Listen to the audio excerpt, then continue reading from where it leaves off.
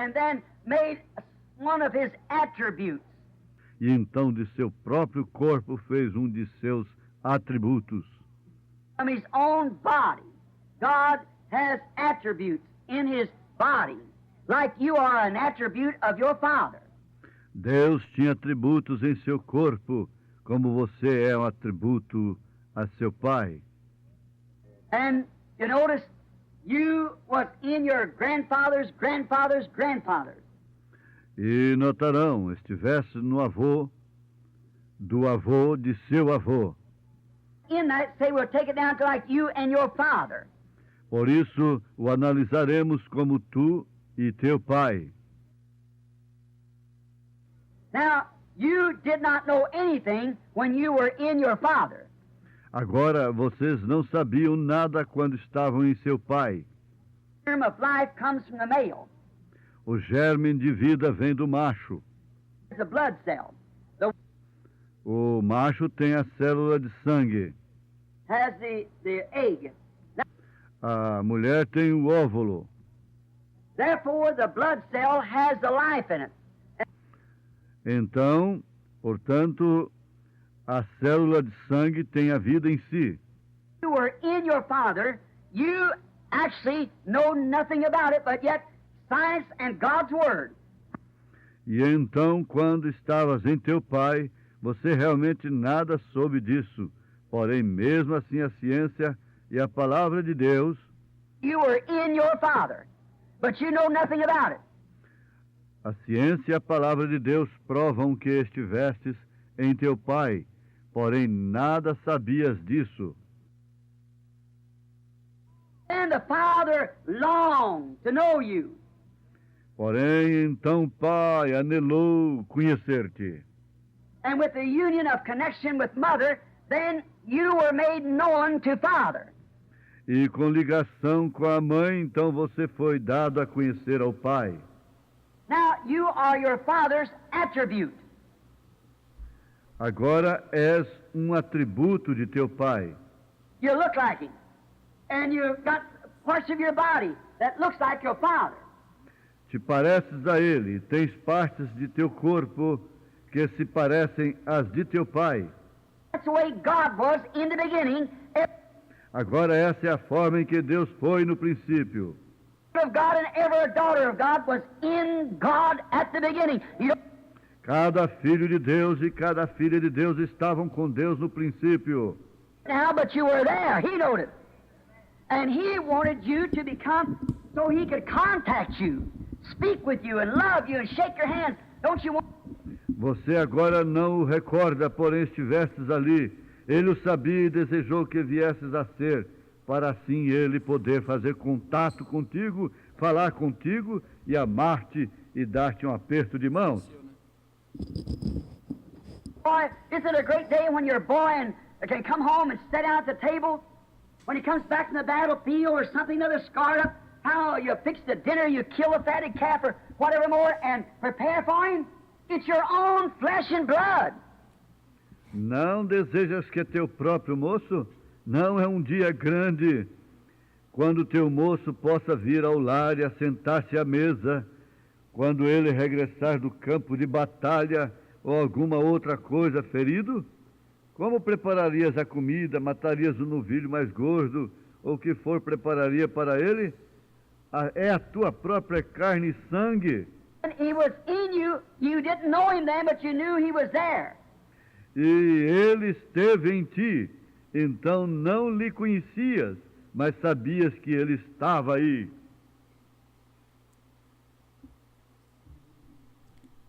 Graças a Deus. Uma boa noite a todos, no precioso nome do Senhor Jesus Cristo. E continue nos abençoando mais essa reunião.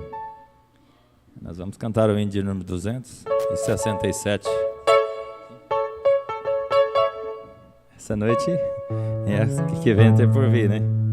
Que Ele possa nos ajudar na nossa caminhada, né? Cada um tem o seu tempo. Nós vamos cantar de número 267. Ó, que saudosa lembrança. A escritura está aí no monitor. Romanos 12, versos 1 e 2. O Modair Henrique irá usar.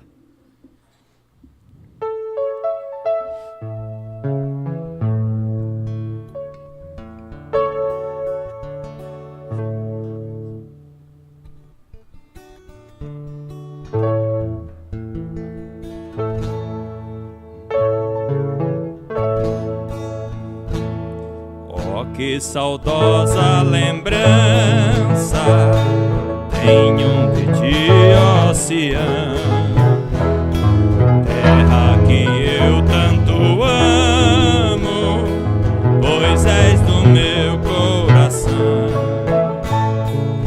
Eu para ti voarei quando o Senhor meu voltar, pois este foi para o céu, em breve vem me buscar. 267. Sim, eu porfiarei por esta terra de além, e lá terminarei as muitas lutas de Aquém. Lá está meu bom Senhor, o qual eu desejo ver. Ele é tudo pra mim, e sem ele eu não posso viver. Lá me bela esperança dos que giram por mim, pois eles recebem força que só se encontra ali. E os que procuram chegar ao teu regaço oceano, livres serão de pecar e de toda tentação. Sim, eu confiarei por esta terra de além, e lá terminarei as muitas lutas de Aquém. Lá está meu bom Senhor, o qual eu desejo ver. Ele é tudo pra mim, sem ele eu não posso viver. Diz a Sagrada Escritura que são formosos os pés aqueles que boas novas levam para os infiéis. E se não deve falar dessas grandezas aqui, ele não será o gozar a graça que existe aqui. Sim, eu confiarei por esta terra de além, e lá terminarei as muitas lutas de Aquém. Lá está meu bom Senhor, o qual eu desejo ver. Ele é tudo pra mim, sem ele eu não posso viver. Amém. O dia vai terminar, né, pastor? Nós vamos cantar de número 324. 324.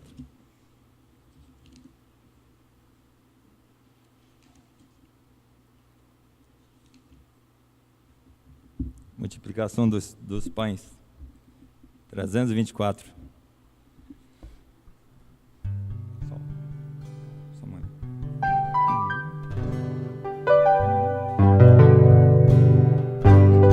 Uma certa vez Jesus Cristo a uma grande multidão na praia da Galileia fez uma multiplicação.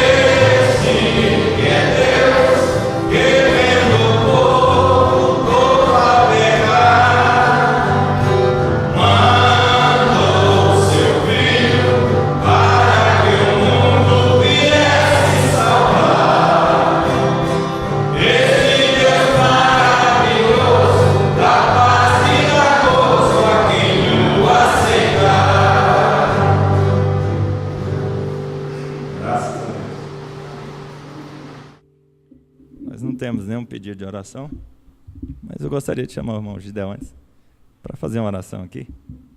Nós vamos agradecer a Deus também, né, pelas bênçãos que Ele tem nos concedido. Se tem alguém com necessidade, vamos colocar diante do Senhor nessa noite. Em favor da minha viagem, gostaria que a igreja lembrasse em oração, né, que Deus possa me guardar e me ajudar nessa caminhada. Senhor Deus, Pai, muito obrigado, Senhor, por mais esse privilégio de estar em Tua casa, Senhor. O Senhor sabe, Senhor, a necessidade de cada um de nós. O Senhor dê, Senhor, aquilo que nós precisamos, Senhor. Eu te agradeço, Senhor, pela vida de cada um, Senhor. Em nome de Jesus Cristo, pela viagem do irmão Iraí, que o Senhor esteja com ele, o Senhor nos guarda, Senhor, de todo o mal, Senhor. Pelo encontro, Senhor, de pastores que está por começar, o Senhor guarda a viagem de cada pastor, de cada família, Senhor. Em nome de Jesus Cristo. Amém. Amém. Vamos dar lugar aos diáconos.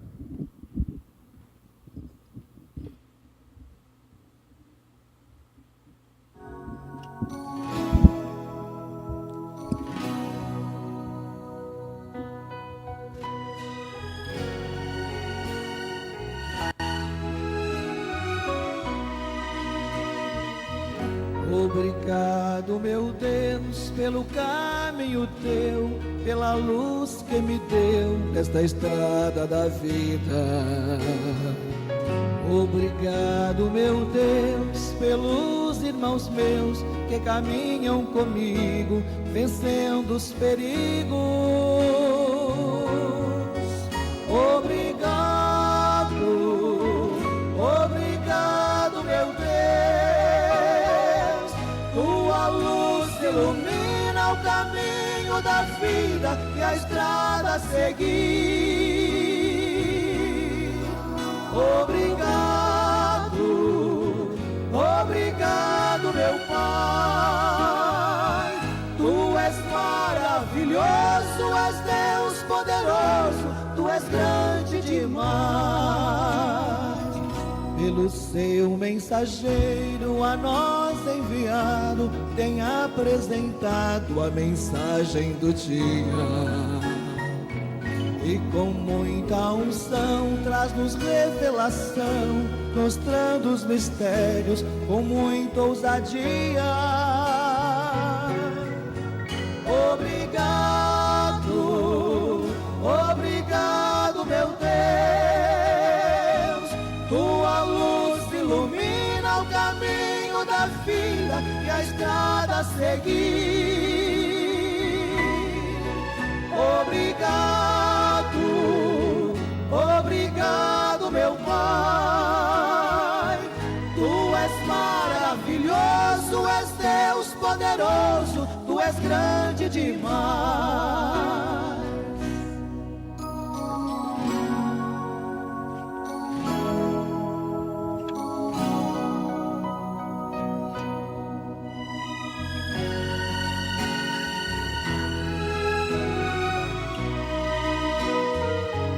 Obrigado, meu Deus, por esse alarido que tem invadido o nosso coração. No Brasil e no mundo a mensagem é pregada e chega aos seus filhos na plena unção. Obrigado, obrigado, meu Deus, tua luz ilumina o caminho da vida e a estrada a seguir. Obrigado, obrigado, meu Pai, tu és maravilhoso, és Deus poderoso, tu és grande demais. Obrigado, obrigado, meu Deus, tua luz ilumina o caminho da vida e a estrada a seguir. Obrigado, obrigado, alimento, meu Pai. Tu és maravilhoso, Tu és Deus poderoso, Tu és grande demais. Tu és maravilhoso, Tu és Deus poderoso, Tu és grande demais.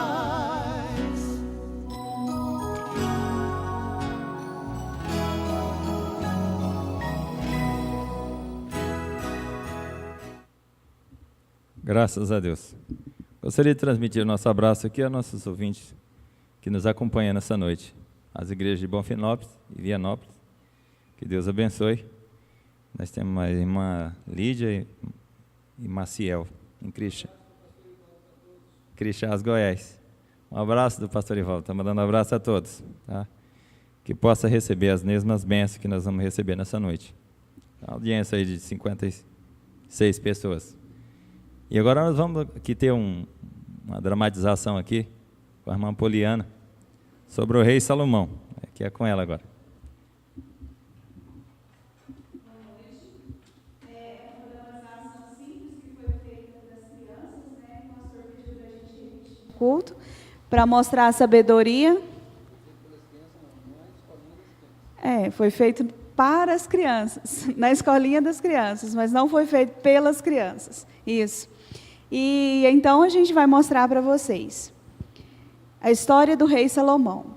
Certa noite, o Senhor Deus apareceu num sonho a Salomão e perguntou: "O que você quer que eu lhe dê?" Ele respondeu: "Dá-me sabedoria para que eu possa governar o teu povo com justiça e saber a diferença entre o bem e o mal."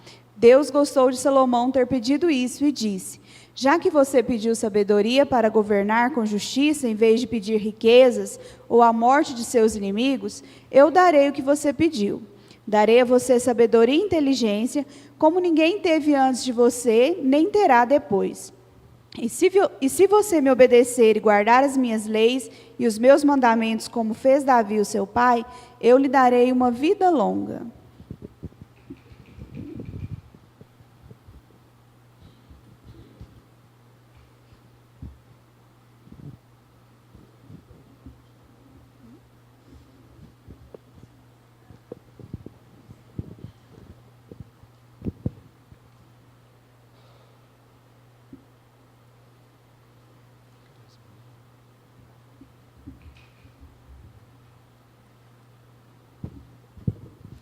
Certo dia, duas mulheres apresentaram-se diante do rei Salomão.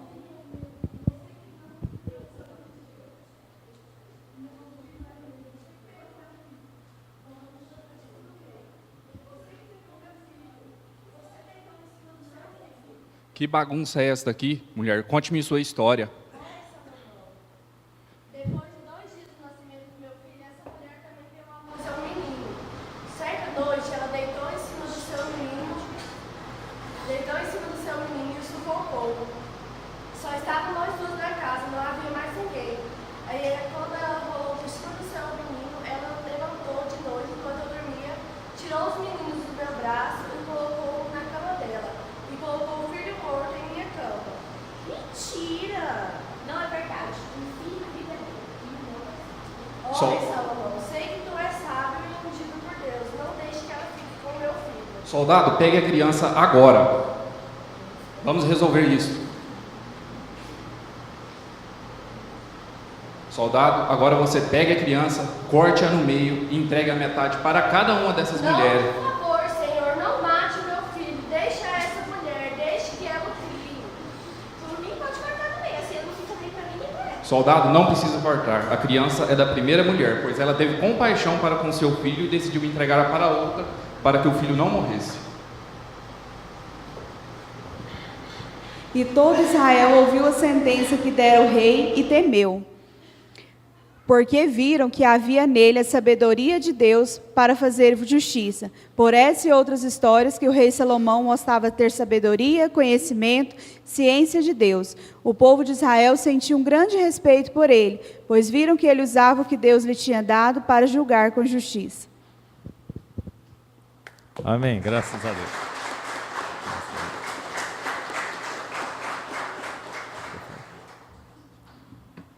Agora, sobre o som do hino Somente Crer, nós vamos receber O Modair Henrique irá trazer a palavra nessa noite.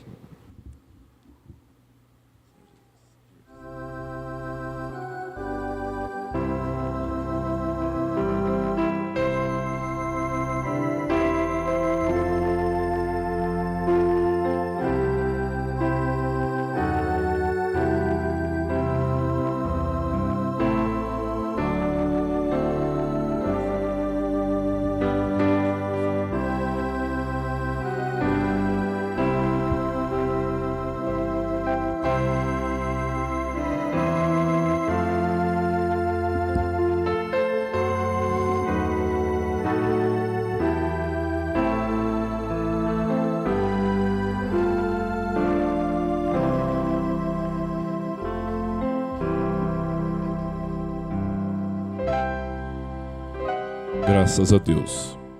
Uma boa noite na presença do nosso Senhor Jesus Cristo. Amém?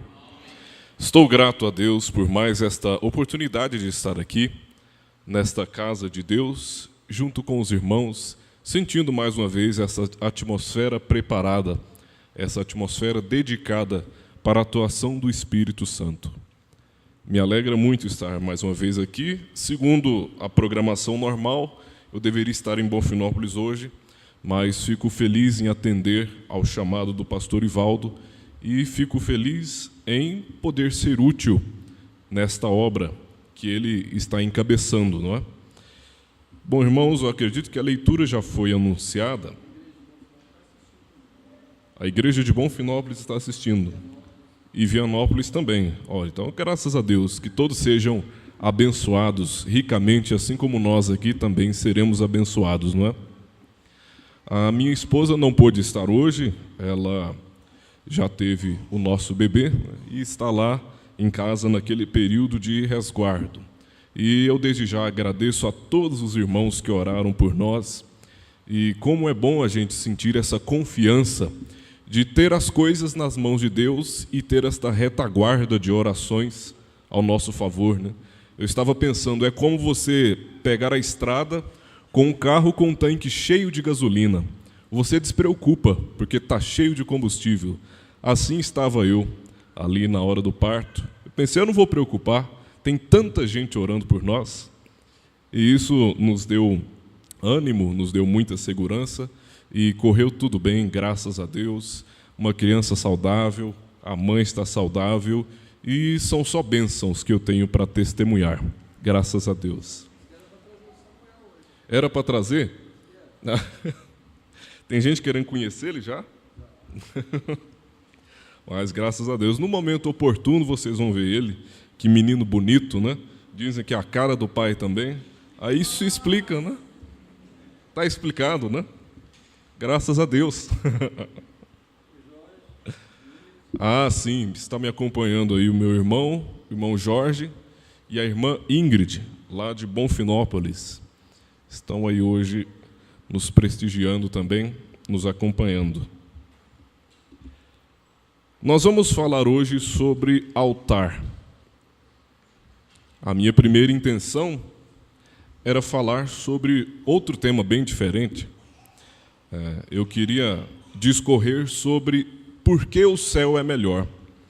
Mas eu sempre acho interessante, pastor Ivaldo, a direção de Deus no momento em que a gente está se preparando para trazer uma palavra. Eu sempre gosto de primeiro abrir meus destaques e começar a ler aquilo que eu tenho relacionado a um determinado tema. Assim, eu coloquei ali a palavra céu, porque eu queria falar sobre por que o céu é melhor. E lendo alguns destaques ali que tinham a palavra céu, de repente eu li um destaque sobre altar. E imediatamente aquela intenção que eu tinha foi mudada. Então eu sinto nisso a direção do Espírito Santo. E assim eu mudei de céu para altar. E creio que nós seremos ricamente abençoados. Amém? Esta mensagem será dividida em 3 partes. A primeira parte é 2 tipos de altar. A segunda parte é sacrifício vivo. E a terceira e última parte será altar de segurança. Então, vamos começar falando sobre os dois tipos de altar, depois vamos falar sobre o sacrifício vivo e, por último, o altar de segurança. Convido os irmãos para ficarmos de pé. Vamos ler aí a carta de Paulo aos Romanos, capítulo 12, o primeiro e o segundo versículo.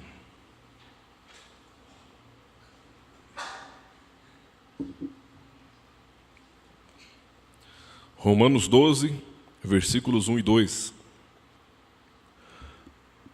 Paulo diz: rogo-vos, pois, irmãos, pela compaixão de Deus, que apresenteis os vossos corpos em sacrifício vivo, santo e agradável a Deus, que é o vosso culto racional.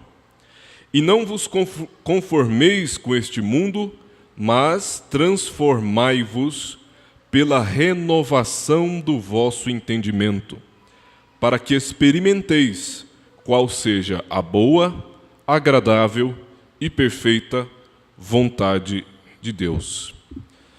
Pai bendito, Deus eterno e misericordioso, aqui estamos mais uma vez, nos beneficiando da Tua graça e da Tua misericórdia, que nos tem permitido estar aqui, ó Deus, posicionados em lugares celestiais, em Cristo Jesus, tendo cada vez mais, cada dia mais, segurança da nossa salvação, estando, ó Deus, certos de que o Espírito Santo tem nos guiado para o destino da suprema vocação. Nós cremos, ó Pai, que a cada culto o Senhor tem aperfeiçoado a Tua igreja. E pedimos neste momento, humildemente, que o Senhor use esta palavra e vivifique ela no nosso coração. Que o Senhor venha falar com cada coração que veio aqui buscando uma bênção nesta noite, que nós possamos voltar, ó Deus, cheios das Tuas bênçãos e que possamos voltar tendo dado mais um passo na direção da perfeição, estando, ó Pai, subindo esta estatura de um varão perfeito. Pedimos estas bênçãos humildemente e com fé, e com perdão dos nossos pecados, no nome do Senhor Jesus Cristo. Amém. Assentai-vos, irmãos.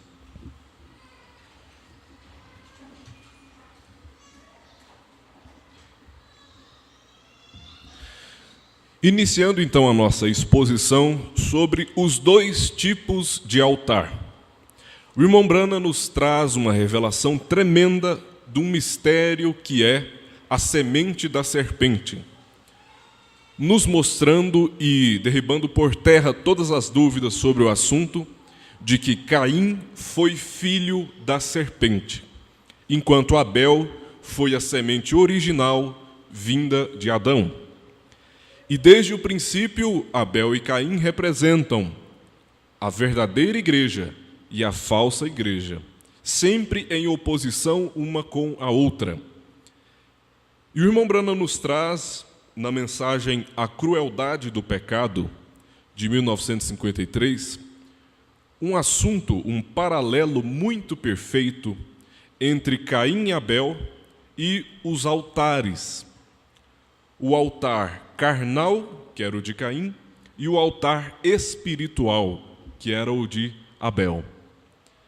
Vendo esses dois altares, nós vamos ver claramente a diferença entre a verdadeira igreja com o altar espiritual e a falsa igreja, que tem o seu altar carnal. Eu vou começar citando aqui no parágrafo 109, e eu peço que os irmãos prestem bastante atenção na diferença entre esses dois altares. Sei que nada aqui é novidade, mas quanto mais nós ouvimos do mesmo, mais seguros nós vamos ficando a respeito desses assuntos, não é? No parágrafo 109, o irmão Branham disse: observe, aqui vem Caim. Ele provavelmente trabalhou o ano todo, labutando, fazendo tudo o que podia para colher as maiores maçãs, ou as maiores abóboras, ou seja o que for que ele tinha. Trouxe isto até o portão. Caim trabalhou o ano todo, se esforçou, labutou, diz o irmão Branham, para separar, preparar o melhor dos frutos que ele tinha para fazer um sacrifício para Deus. Ele construiu para ele um altar bem ali ao lado do portão, na presença de Deus. Colocou todas as suas frutas e os grandes copos de leite e tudo, e os colocou no altar corretamente. Então se ajoelhou e adorou a Deus. Esse foi o culto de Caim. Se engana quem acha que Caim estava fazendo aquilo de uma maneira desleixada. Ele estava colocando muito esforço naquele trabalho. Ele tinha se dedicado para fazer aquele sacrifício. Parágrafo 111. Se Deus unicamente exigisse que você fosse à igreja, Caim foi tão justo quanto Abel. Observe esse se. Se Deus unicamente exigisse que você fosse à igreja, Caim foi tão justo quanto Abel. Mas não é essa a única exigência. Caim construiu um altar ao Senhor. Você diz, bem, irmão Branham, eu não somente faço isso, mas eu faço o sacrifício. Eu contribuo às missões estrangeiras. Essas coisas estão bem, mas Deus requer mais. Caim fez isso, ele mesmo, está vendo? Ele trouxe um sacrifício e adorou ao Senhor. Ele se ajoelhou e ofereceu louvor ao Senhor. E disse, Senhor, aqui estou eu, e eu trouxe a ti uma oferta. Eu construí um altar. O irmão Branham diz, amém. Quem estivesse olhando, assistindo isso, poderia até achar aquele sacrifício de Caim fervoroso, porque era belo, era bem organizado, era agradável de se ver. Resumindo, entre aspas, o irmão Branham diz, eu sou um membro de igreja. Isso penetrou? Pergunta o irmão Branham. Caim estava ali diante de Deus e afirmando o que muitos afirmam hoje. Senhor, eu sou um membro da igreja. Eu sou membro de igreja e eu creio em ti. Eu sou um crente. Muito embora nós sabemos que até mesmo Satanás é crente. Ele crê que estremece. Isto penetrará fundo agora. Deixe isto infiltrar profundamente, diz o irmão Branham para quem estava ouvindo. Eu sou um crente em Deus. Eu construí um altar. Eu trouxe um sacrifício. E aqui estou, Senhor. Estou te adorando. E Deus virou as suas costas para isto. Para aquela adoração de Caim, aparentemente sincera. Deus virou as costas para aquilo. Por mais que Caim dissesse que ele era um crente, por mais que Caim dissesse que ele era um frequentador de igrejas, que ele era um religioso, Deus virou as costas para aquilo. O irmão Branham nos mostra que Deus recusa o altar carnal. E o que é esse altar carnal, esse altar intelectual? Primeiramente, é aquele que procura enfeitar, ornamentar com as obras de suas próprias mãos. Caim tentou com toda a sua força enfeitar o seu altar com as obras das suas próprias mãos, com os frutos do seu próprio trabalho, imaginando que Deus seria atraído pela formosura. Essa é a maior característica do altar carnal. É que se tenta enfeitar ele com obras bonitas, com palavras bonitas, talvez até com hinos bonitos, igrejas bonitas. Ele é enfeitado, mas não tem o principal, que é o sacrifício vivo.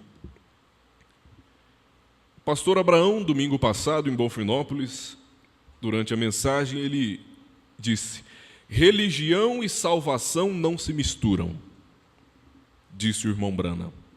São duas coisas que você não pode misturar.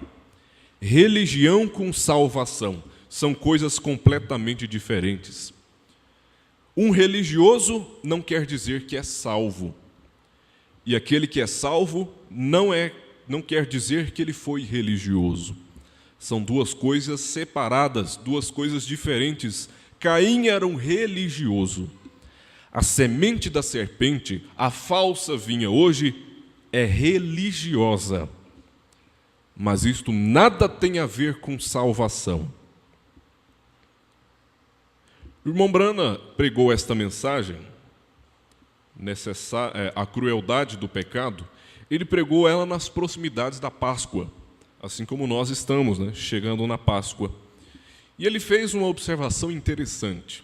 A Páscoa, pode-se pensar, que ela comemora a ressurreição de Jesus, mas comemora de uma maneira totalmente torta daquilo que realmente deveria ser.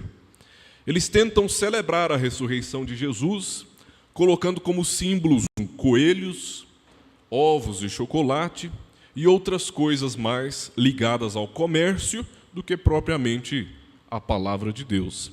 A mesma coisa que fazem com o Natal, que supostamente comemora o nascimento de Jesus, eles fazem daquilo um grande momento de comércio para aquecer a economia. Nos Estados Unidos existe uma tradição de que na Páscoa, cada crente, cada indivíduo leva para a igreja um lírio na mão.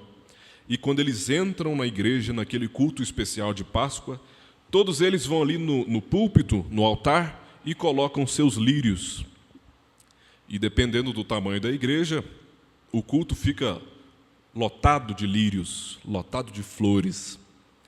Muito bonito, muito atraente, uma tradição bela, uma tradição bonita.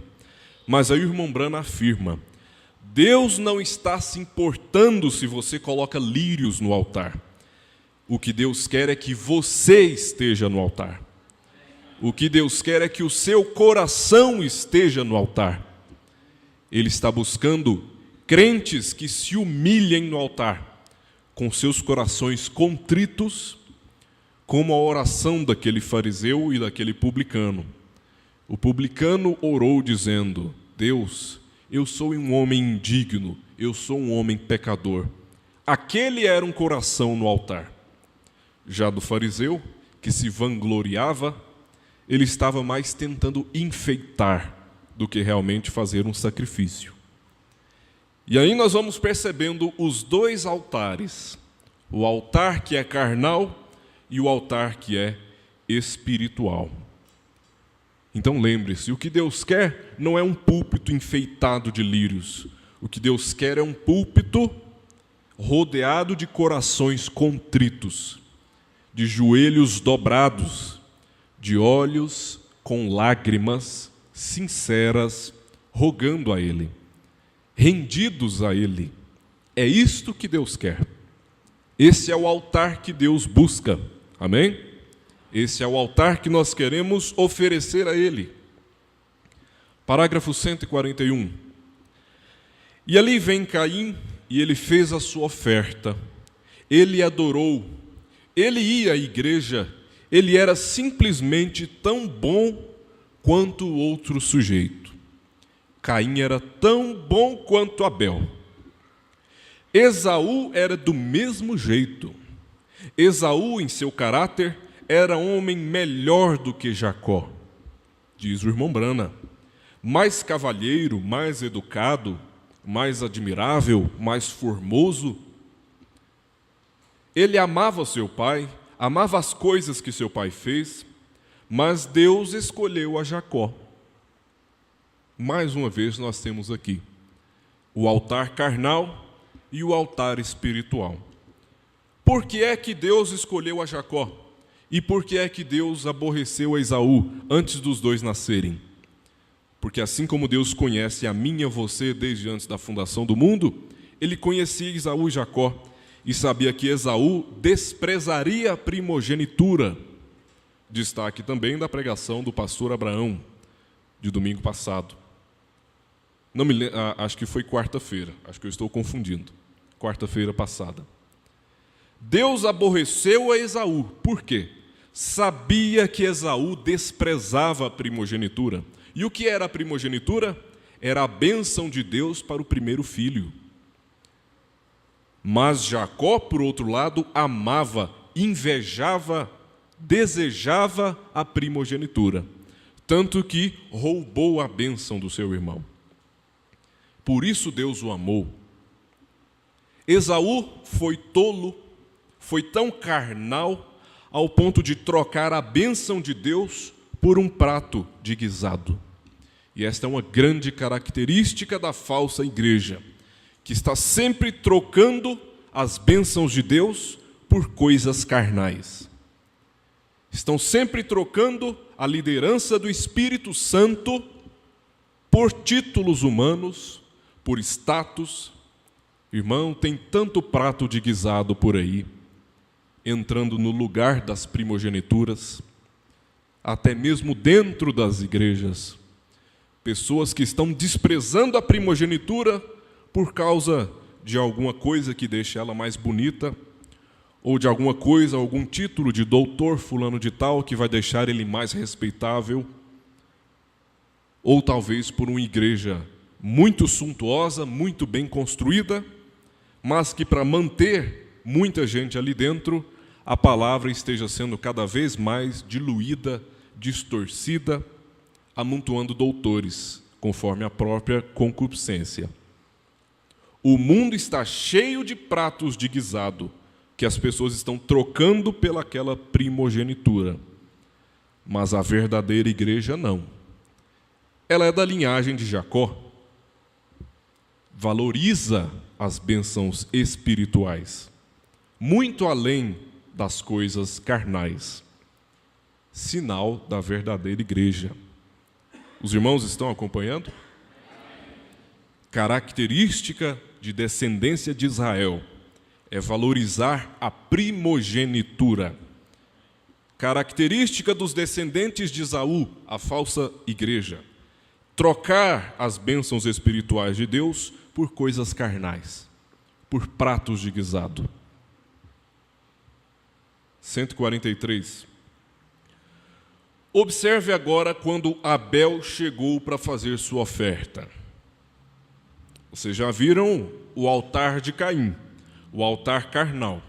Agora veja o outro lado, quando Abel chegou para fazer a sua oferta. Foi bastante diferente, diz o irmão Brana. Ele não trabalhou, ele não tentou encontrar a maior igreja da cidade para frequentar.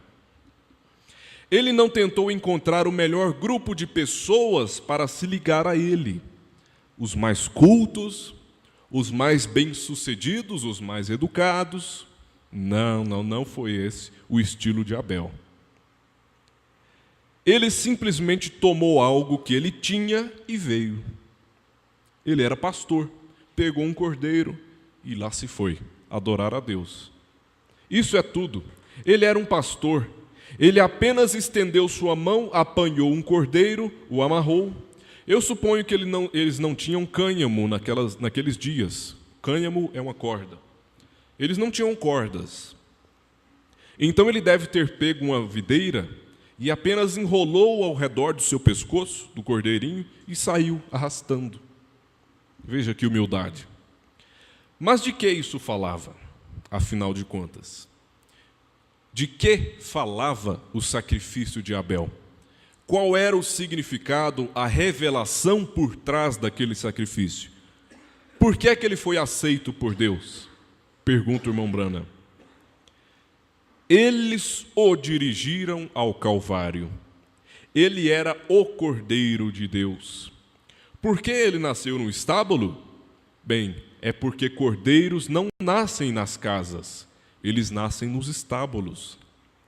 Eles dirigiram para o matadouro como um cordeiro e o conduziram levando para o Calvário.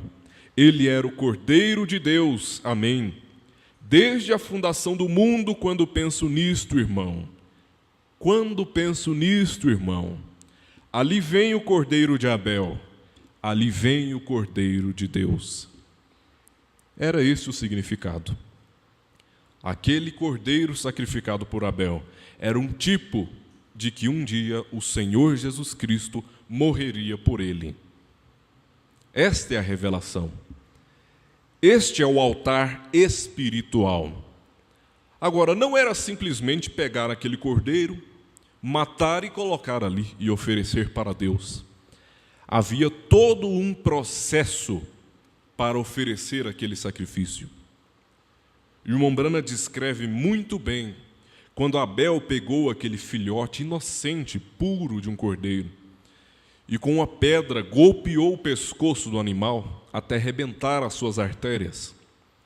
Enquanto o sangue escorria vagarosamente, tingindo aquela lã tão branca, de vermelho, escorrendo pelas mãos de Abel, e ele sentia aquele animal tremendo, dando espasmos, perdendo a sua vida através do sangue. Abel, assistindo aquilo, ele podia sentir a morte que era dele, porque eles pecaram e a lei exigia morte. E ali estava Abel, sentindo a morte daquele sacrifício como se fosse a dele. Este é o sacrifício revelado. É assim que nós devemos olhar para o Calvário. Devemos imaginar aquela lança penetrando a costela de Jesus e quase que sentir ela penetrando aqui em nós mesmos, porque era para ser a minha costela ali perfurada. Era para ser a sua costela perfurada pela lança. Ao pensar naquela coroa de espinhos cravando na sua testa, na sua cabeça, era a sua cabeça, era a minha cabeça que deveria estar ali sendo perfurada. Ao pensar nas costas dilaceradas de Jesus, deveria ser a minha, deveria ser a sua. É assim que nós devemos nos aproximar do sacrifício. É sentir a agonia que ele sentiu, porque ele estava morrendo no nosso lugar.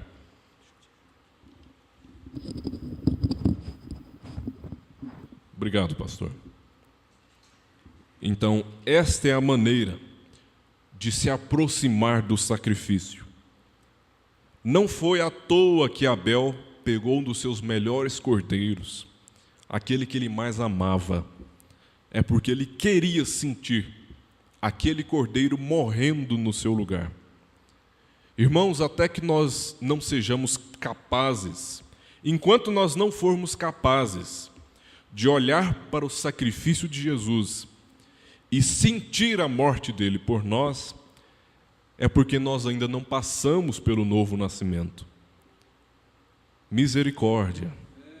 Que nós possamos olhar para aquele sacrifício e sentir cada gota do sofrimento de Jesus.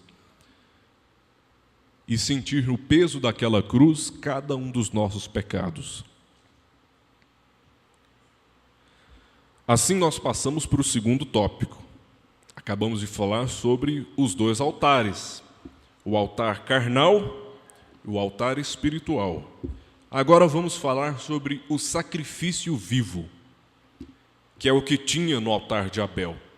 É o que deve ter no seu altar e no meu hoje, sacrifício vivo. Vou citar agora a mensagem Necessário vos é nascer de novo, de 1961.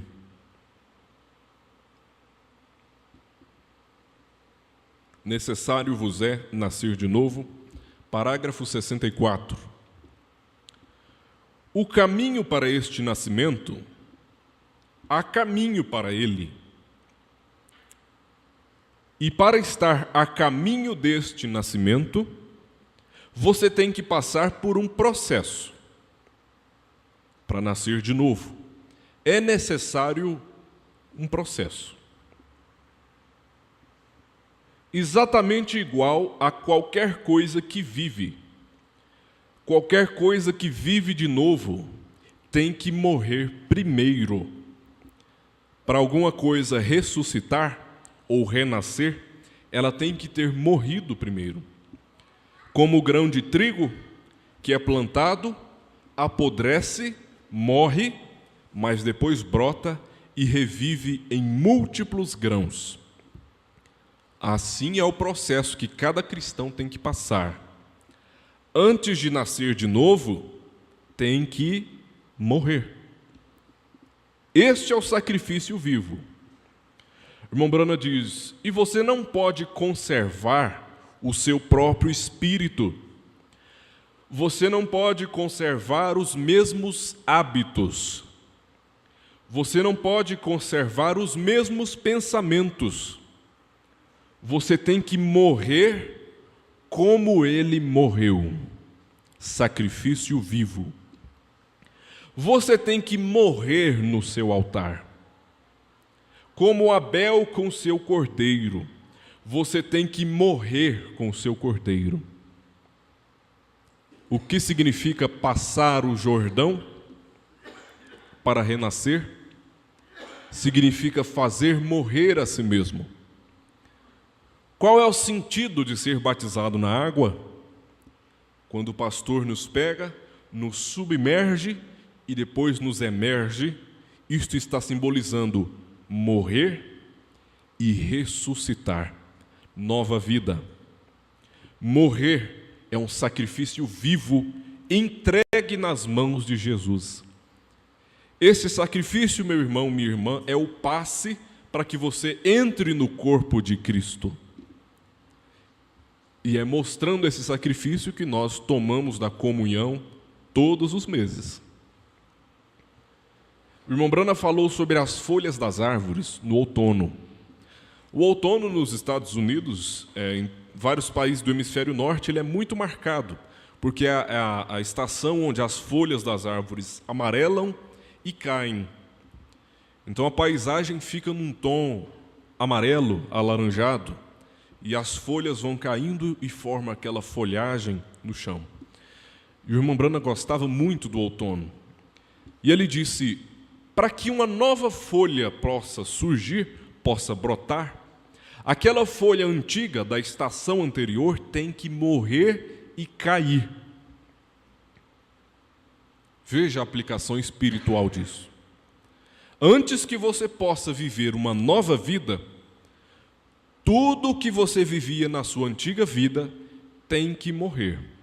Este é o nosso sacrifício vivo. É aqui onde o profeta diz: você não pode conservar o seu próprio espírito. Deus vai substituir o seu espírito pelo Espírito Santo. Você não pode conservar os mesmos hábitos. Deus vai mudar os seus hábitos. Você não pode conservar seus mesmos pensamentos. 3 coisas que Deus muda: seu espírito, seus hábitos, seus pensamentos. Esse é o novo nascimento. Isso é fazer morrer a si mesmo. Esse é o sacrifício vivo. Isso não é possível até que você morra. É isso que nós devemos entender. E é isso que o irmão Brana falava sobre as folhas das árvores. Uma vez eu li um texto indígena, onde aquele índio descreve que as folhas antigas da estação anterior, que caem no chão, morrem e apodrecem, elas servem de esterco, de adubo, para que a árvore possa ter energia para produzir novas folhas. Da mesma forma como a vida que estava na semente original morreu, fazendo brotar um novo ramo de trigo. Isso que nós devemos entender sobre o novo nascimento.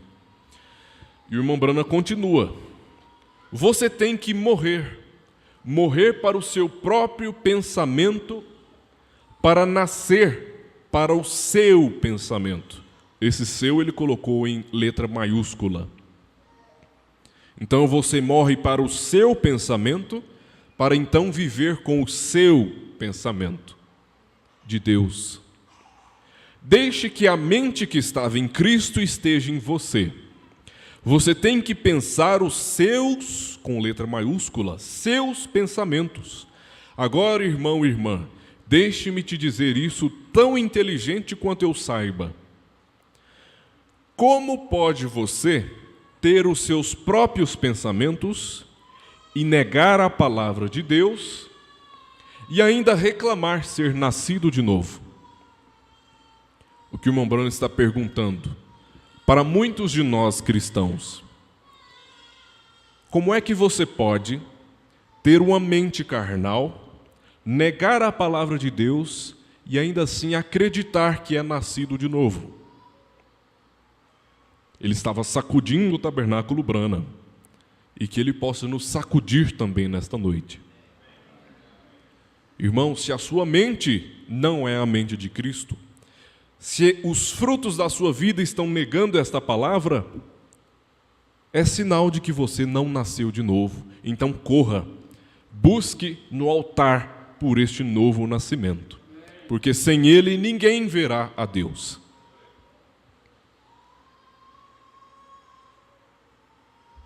Tão somente faça você mesmo essa pergunta: como pode você fazer isto?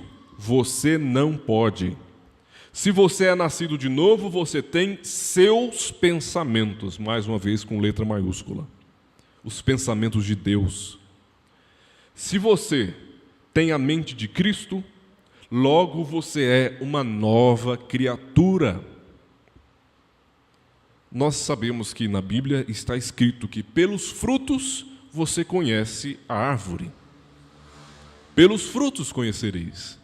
Não é pelas muitas palavras, não é pelas aparências, mas pelo fruto genuíno. Quando o irmão Branham viu aquelas árvores, aqueles ramos enxertados numa árvore, ele perguntou para aquele homem: se por acaso sair um galho do tronco original, que tipo de fruto que ele vai produzir? E aquele homem respondeu: vai produzir os frutos conforme a natureza desta árvore. E glória a Deus, porque nós não somos esses ramos enxertados. Nós somos o ramo original que brotou do tronco, que é Cristo. Portanto, que os mesmos frutos de Cristo estejam manifestos em nós.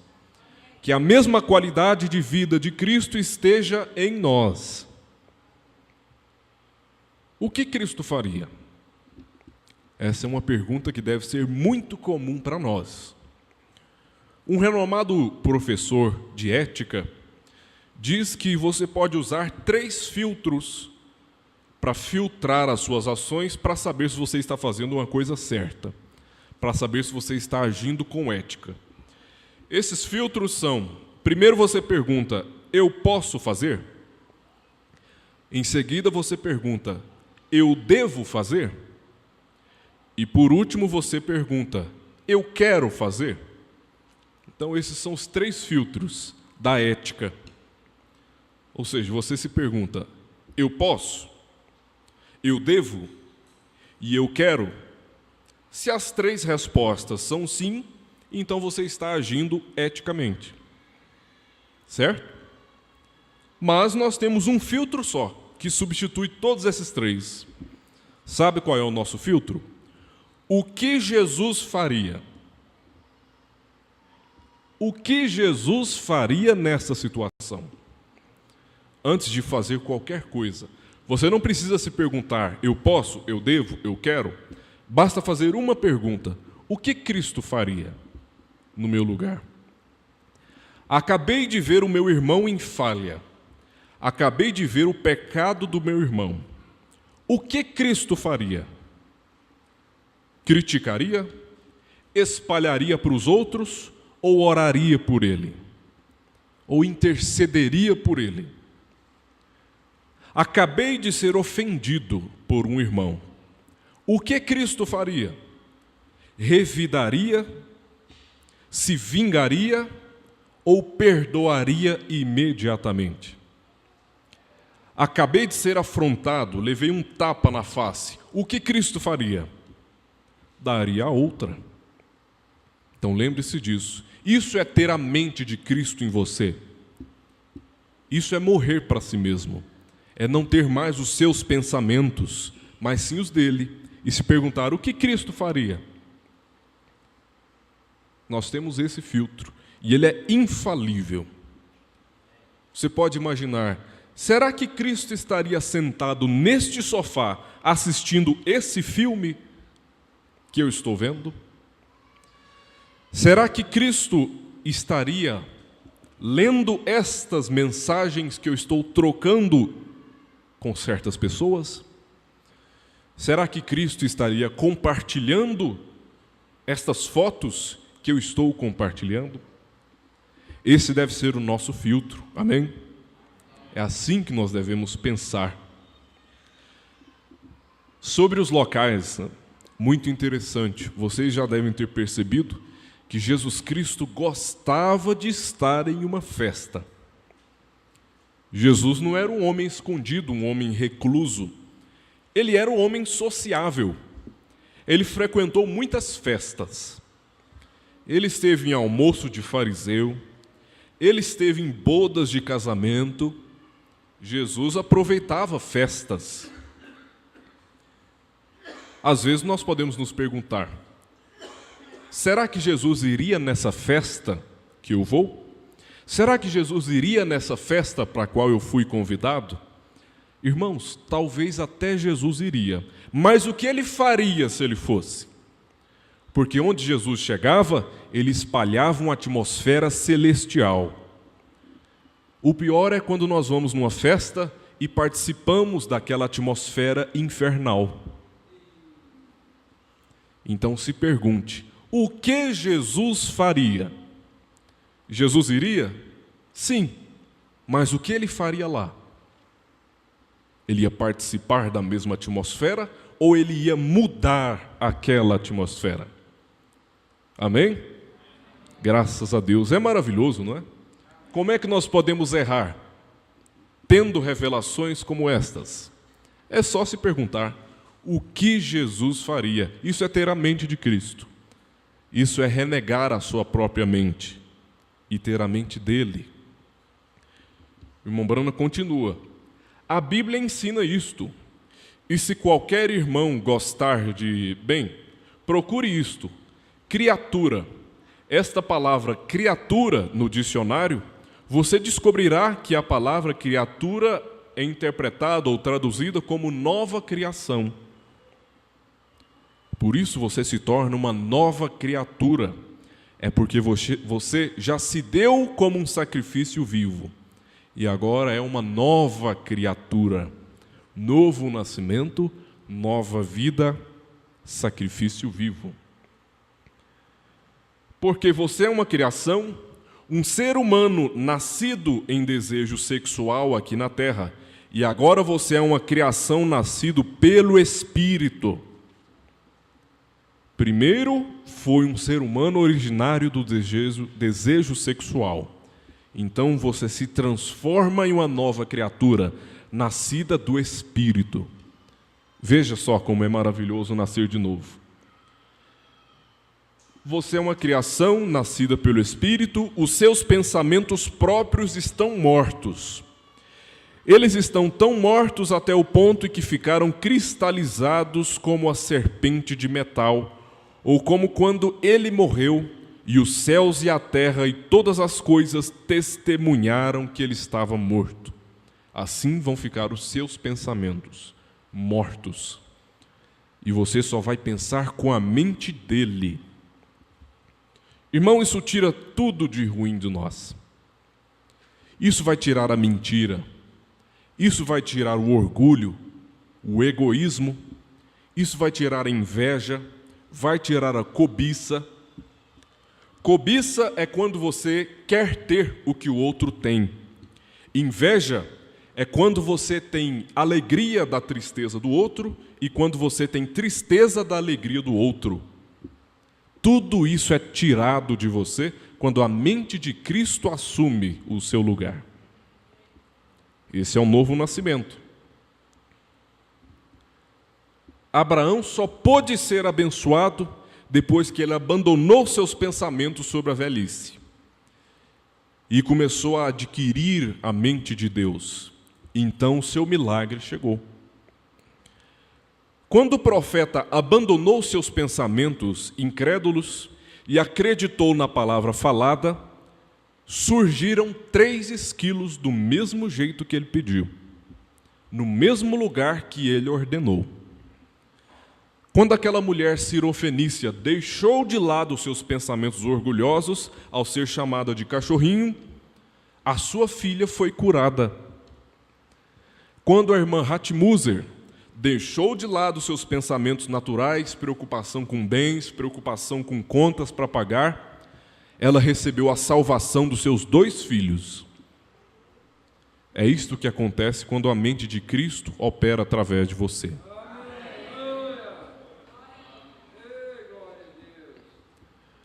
Vamos para a terceira parte. Altar de firmeza. O seu altar, quando você coloca ali um sacrifício vivo, ele será na sua vida um altar de firmeza, segurança, um altar de segurança. E eu vou citar agora, por fim, a mensagem Esteja Certo de Deus, esteja seguro com Deus, de 1959.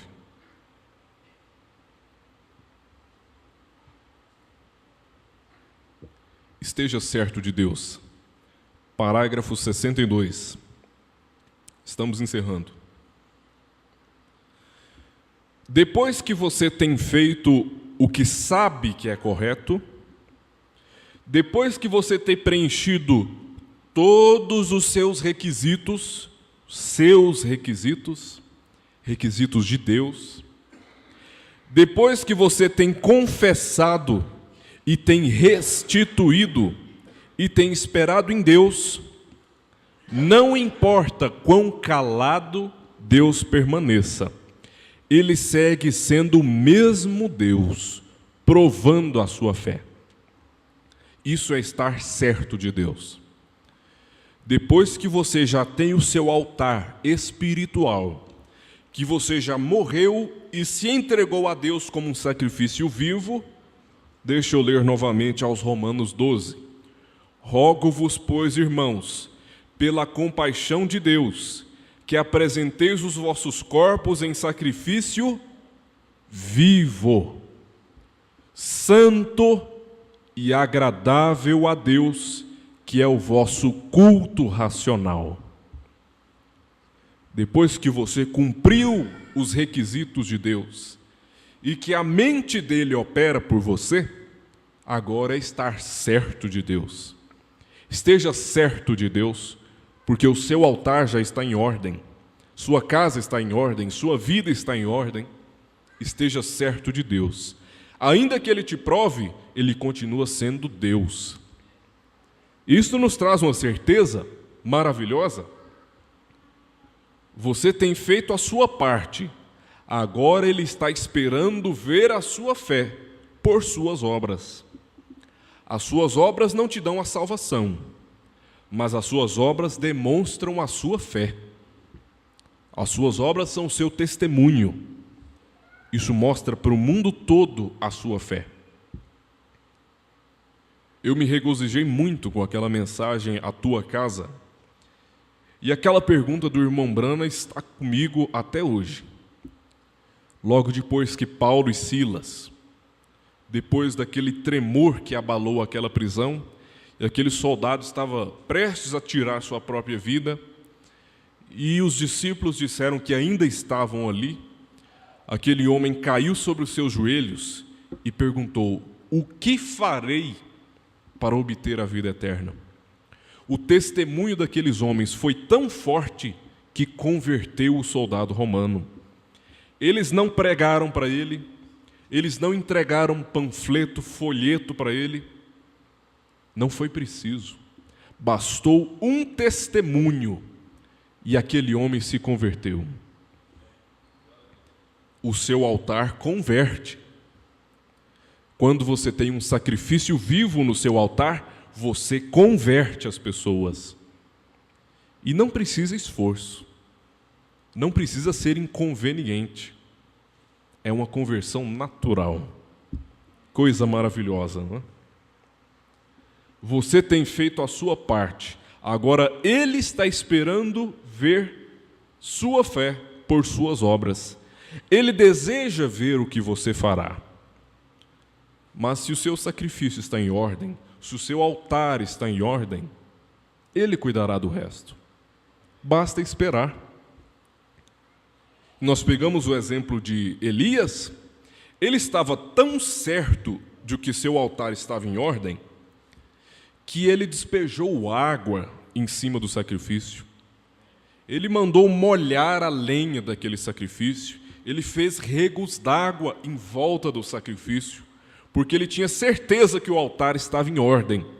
Foi só ele orar e Deus acendeu aquele fogo. Se o seu altar está em ordem, basta orar que Deus vai acender a sua vitória. Mas tem que estar em ordem. Tem que ter o seu sacrifício vivo ali. Parágrafo 65. Porém, quando você abertamente declara que Deus é o mesmo Deus, Jesus Cristo é o mesmo ontem e hoje eternamente, quando a sua vida declarar estas palavras, e você tem deixado a sua vida em suas mãos, dizendo: Senhor, eu sou o barro e tu és o oleiro, é difícil. É difícil colocar o nosso futuro nas mãos de Deus. É difícil deixar que Ele tome as decisões. É difícil. É fácil cantar: Tu és o oleiro, ó meu Senhor, eu sou argila nas suas mãos. É fácil cantar, mas é difícil viver. Senhor, eu sou o barro e tu és o oleiro. Então peça o que desejar. Amém? Peça o que desejar. Tenha a fé de Hatmuser. O altar dela estava em ordem e ela pediu o que ela desejou. Peça o que desejar. A fé nunca se moverá. Ela ficará exatamente lá. Isso é posição.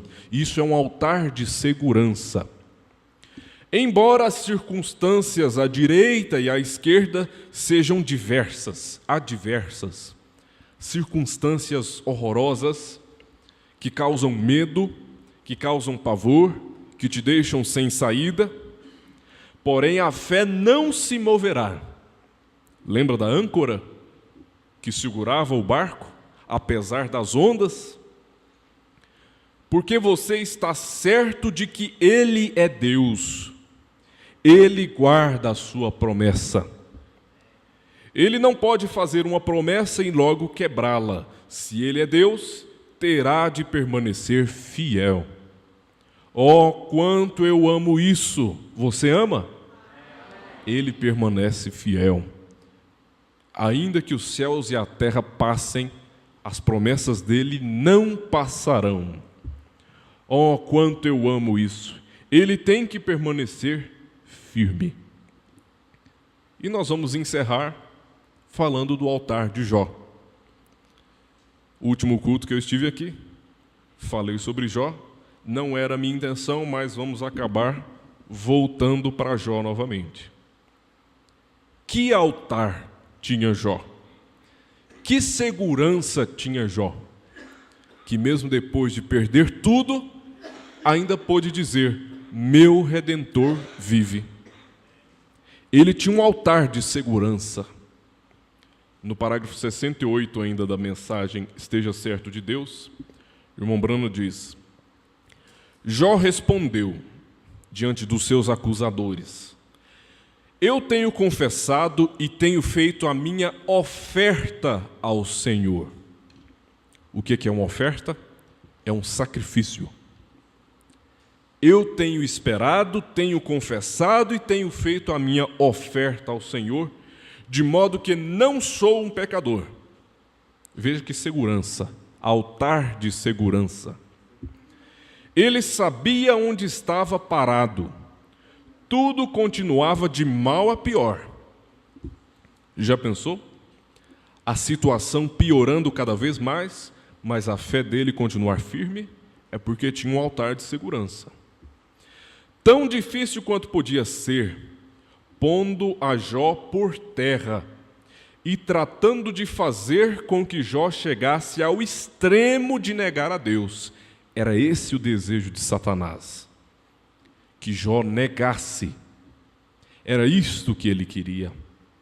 Ah, como seria doce a vitória de Satanás quando Jó dissesse alguma coisa contra Deus. Mas Satanás não teve o gosto dessa vitória, porque ele estava mexendo com um homem que tinha um altar de segurança. Glória a Deus. Tratando de fazer com que Jó chegasse ao extremo de negar a Deus e negasse a sua confiança no sacrifício feito. No justo momento em que você faz algo contrário ao que você tem confessado, nesse mesmo momento você mostra a sua fraqueza. Isso vale tomar nota. Vou repetir essa frase do irmão Brana. No justo momento em que você faz algo contrário ao que você tem confessado, nesse mesmo momento você mostra a sua fraqueza. Mostra que você está duvidando de Deus. Se você pede a Deus algo e logo sai caminhando, duvidando dele, isto provará que você é um duvidador e não um crente. Jó sabia onde ele estava parado e ele permanecia firme neste fundamento. Graças a Deus. Foi essa a nossa explanação e gostaria que os irmãos guardassem estas palavras. Os dois tipos de altar, qual deve ser o nosso? O altar espiritual, baseado na revelação de Deus. O sacrifício vivo, que sacrifício é esse?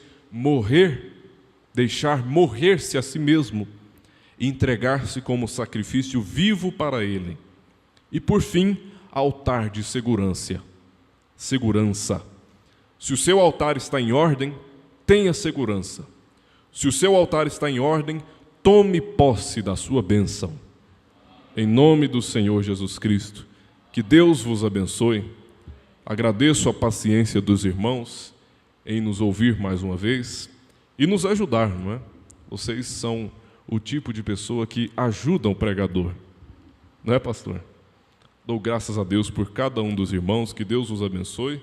Eu que vou despedir ou o senhor?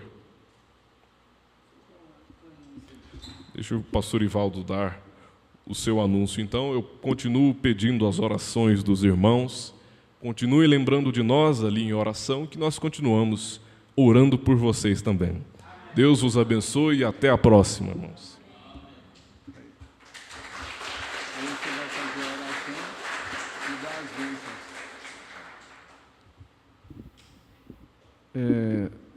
O Madair Henrique esqueceu de pegar aí para o finalzinho do Jói o que o irmão Brana falou na mensagem Tua Casa, que foi muito importante esse altar da segurança, porque Jó tinha tanta convicção na salvação dos filhos dele. Tua casa, ele fala, porque tudo que Deus requeria era o sacrifício. E ele tinha tanta convicção porque ele oferecia o sacrifício por ele e por todos os seus filhos. Então ele tinha convicção, ele tinha segurança, aquilo era um altar de segurança de Jó. Por isso que ele cria na salvação dos seus filhos. E aí o irmão Brando nos levou a isso. Se você teve, para mim, um destaque maravilhoso do que o irmão Daí Henrique disse, eu não podia falar, era ele que tinha que terminar tudo. Foi a questão do novo nascimento. Se você não sente o sacrifício do Senhor Jesus Cristo, como Ele morreu em seu lugar, e sentir as dores que Ele sofreu por causa da sua salvação, por causa da sua vida eterna, então isso significa que você não nasceu de novo ainda.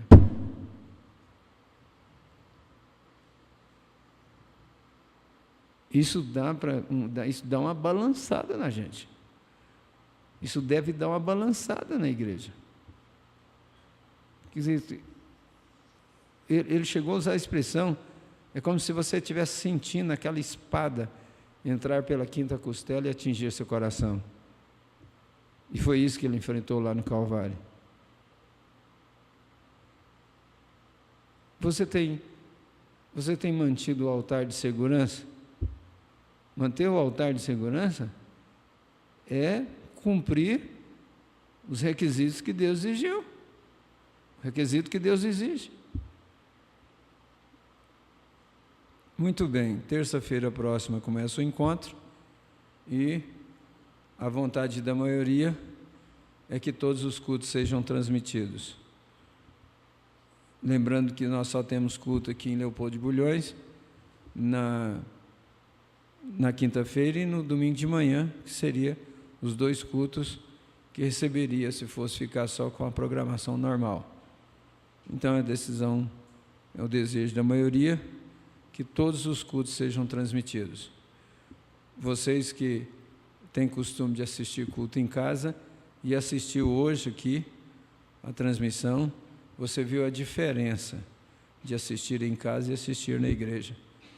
Então você não vai ficar em casa com a comodidade da internet na sua casa para assistir os cultos do encontro. Você vem para cá, porque você aumenta o número aqui na congregação e você é mais bem sucedido. Então, outra coisa que eu queria... em Bonfinópolis, devido ser a igreja mais perto de Goiânia, o pastor Abraão vai notificar aí que só será transmitido nos dias normais de cultos em Bonfinópolis. Já em Vianópolis e aqui em Bulhões serão todos os dias. E eu quero dizer também que a minha presença nos cultos da noite, a partir de quarta-feira, vai depender muito do meu estado físico. Porque se eu continuar nessa debilidade que ainda estou, talvez eu não dê conta de assistir o plenário de manhã e comparecer no culto da noite. E já que eu sento ali num lugar estratégico, que toda hora a câmera passa e mostra a gente, alguém pode ficar preocupado. Será que aconteceu com o pastor Ivaldo? Então, se caso eu não der conta dos cultos da noite, eu vou estar assistindo pela internet e já deixo avisado para ninguém se preocupar. O Modair Henrique vai orar e invocar as bênçãos sobre nós. Domingo próximo, vocês voltem de Goiânia. Terminou a escola, voltem de Goiânia, porque nós teremos a ceia do Senhor. Só não teremos companheirismo. Foi avisado hoje de manhã, mas vamos reforçar. Foi bom, Emanuel, lembrar de novo. Então, vamos reforçar isso aí. Não vamos ter companheirismo domingo próximo, mas vamos voltar para a ceia do Senhor. Eu não posso fazer igual o pastor Joaquim fez, de adiar para o segundo domingo a ceia. Por quê? É porque aí teria que mudar três ceias, que é a de Vianópolis, a de Bonfinópolis. Então nós vamos manter. Eu ministro sempre lá em Bonfinópolis, é que mais acontece de terminar o encontro de manhã e eu ministrar a ceia à noite, por causa de ser o terceiro domingo do mês. Mas agora coincidiu com o nosso aqui. Então, vamos voltar para a ceia à noite. Horário normal. Amém. Fiquemos de pé, irmãos. Vamos encerrar com oração. Expresse a sua gratidão a Deus pelas bênçãos dele ao nosso favor. Vamos orar. Bendito e amado Deus e Pai Celestial, é grande, ó Deus, a nossa alegria. Podemos dizer como Pedro: bom foi estar aqui. Se eu não estivesse aqui, eu teria perdido muito, Senhor. Mas a Tua graça e a Tua misericórdia têm nos sustentado, dia após dia, culto após culto. Rogamos, ó Deus, que as Tuas bênçãos sejam estendidas sobre cada irmão, cada irmã. Guarde cada um no seu retorno, ó Pai. Que o Senhor abençoe as igrejas que assistiram, ó Deus, esse culto pela internet. Abençoe, ó Deus, e conceda saúde ao pastor Ivaldo, Dê a ele, ó Senhor, força para continuar dirigindo este trabalho. E que o Senhor abençoe também o encontro de pastores, que possa ser mais uma injeção de ânimo na tua igreja. Em nome do Senhor Jesus Cristo, humildemente te pedimos e agradecemos. Amém, Senhor. Amém. Que a graça do nosso Senhor Jesus Cristo seja sobre cada um de vós, hoje e todo sempre. Abençoe mais o seu irmão, despeça-se dele e que Deus vos abençoe.